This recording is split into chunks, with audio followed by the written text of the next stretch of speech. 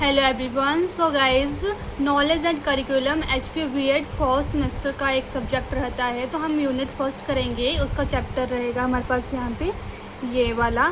तो सबसे पहले यहाँ पे आता है हमारे पास concept of nationalism and their relationship to education. तो सबसे पहले इंट्रोडक्शन आएगी, तो इसमें ये लिखेंगे कि देश प्रेम, देशभक्त और देश के प्रति जो भी प्रतिसमर्पण की रही जो होता है वो है हमारे पास राष्ट्रवाद। ओके, तो एक व्यक्ति जिसमें राष्ट्रवाद की भावना होती है राष्ट्रवादी कहलाता है। जैसे लैटिन शब्द नेट्स से राष्ट्रीयता की उत्पत्ति हुई है, ये इसका मीनिंग में आ जाएगा।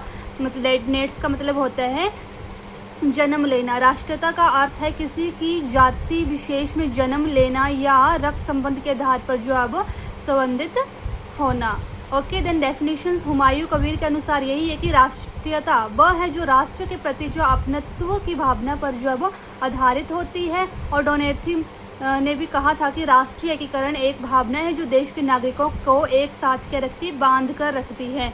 देन नेक्स्ट आ जाता है इसमें नीड एंड इम्पोर्टेंस। तो नीड एंड इम्पोर्टेंस में सोशल प्रोग्रेस, जो भी मतलब कि नेशनलिज्म है वो मतलब किस लिए ज़रूरी है, सोशल प्रोग्रेस है, एक सामाजिक प्रगति के लिए ज़रूरी है। इकोनॉमिक डेवलपमेंट, जो भी आर्थिक विकास है ना उसके लिए ज़रूरी है। देश का आर्थिक विकास जो होना बहुत ही ज़रूरी है। देन डेवलपमेंट ऑफ कल्चर, जो भी हमारे संस्कृति है, ठीक है, उसको पीढ़ी दर पीढ़ी जो जैसे मतलब पहुंचाने के लिए उसका जो कल्चर है। जैसे आजकल के बच्चों को पता नहीं होता हमारे कल्चर में क्या नहीं है क्या नहीं है। पहले क्या होता था कि मतलब बंदा जो है वो हर जगह जो भी शादी फंक्शन होते थे मतलब हर जगह जो है वो जाता था। आजकल क्या कि फ़ोन आ गए तो अपने अपने इसमें रहते हैं। तो मतलब जो है वही है कि अपने जो कल्चर है उसको क्या करना है, डेवलप करना।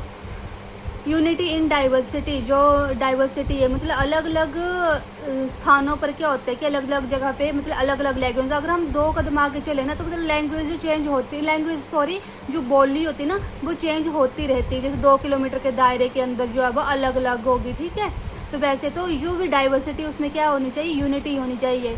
तो वेरिएशन ऑफ लैंग्वेज वही आ गया जो मैंने अभी बताया ना डाइवर्सिटी वाला, वो वेरिएशन ऑफ लैंग्वेज वाले में आ जाएगा। ओके, इसको अपनी लैंग्वेज में आप इलेबोरेट करके लिख सकते हो। आप ना जो हेडिंग्स इंग्लिश में लिख सकते हो, देन इसको हिंदी में जो है वो डिफाइन करके लिख देना।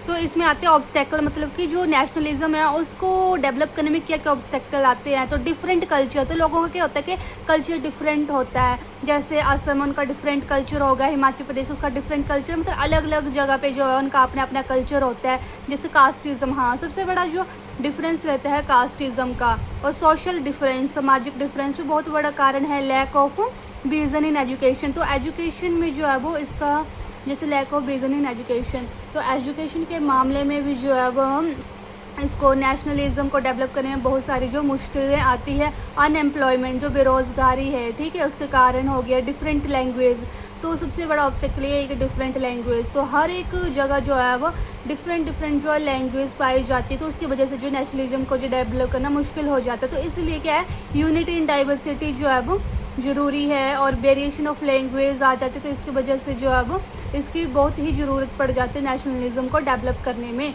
देन इकोनॉमिक डिफरेंस, तो वही है कि इकोनॉमिक डिफरेंस आ जाता है, ठीक है। आर्थिक विकास करना पड़ता है, वो नीड है ना इसकी। तो ऑब्स्टेकल भी वही आ जाता है कि इकोनॉमिक डिफरेंस पड़ जाता है, तो इस वजह से नेशनलिज्म को डेवलप करने में मुश्किल आती है। सो गाइज, उसके बाद आता है हमारे पास role of education in nationalism. तो इसका रोल क्या रहता है नेशनलिज्म का एजुकेशन में। तो सबसे पहले करिकुलम, ठीक है। तो करिकुलम है, जो भी हमारे पास करिकुलम पाठ्यक्रम है उसमें जो भी नेशनलिज्म से रिलेटेड जो भी चीज़ें हैं उनको अपनी एजुकेशन में क्या करना चाहिए, इंक्लूड करना चाहिए। टेक्स्ट बुक, जो भी हमारे पास टेक्स्ट बुक है वो नेशनलिज्म से रिलेटेड होनी चाहिए। को करिकुलर एक्टिविटीज़ करवाई जानी चाहिए। को करिकुलर एक्टिविटीज़ में क्या होती है कि बच्चा एक जगह से दूसरी जगह जाता रहता है, तो उससे क्या होता है कि उसमें नेशनलिज्म की भावना क्या होती है, उसमें बच्चे में जागृत होती है। मेथड ऑफ इंस्ट्रक्शन, जो मेथड ऑफ इंस्ट्रक्शंस है, बच्चे की इंडिविजुअल डिफरेंसेस हैं तो उनको ध्यान में रखते हुए जो है बच्चों को बताने चाहिए, ठीक है। प्यूपल टीचर रिलेशनशिप अच्छे होने चाहिए। रोल ऑफ टीचर, तो टीचर का बहुत ही रोल रहता है यहाँ पे।